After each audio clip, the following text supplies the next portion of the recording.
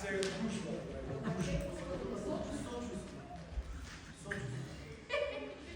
Вие пак предна, сам? Седни. Тогава се олади Марио. Хайде, господа, ни урака няма къде да бега. Такова много толкова. Много нищо. О, брате!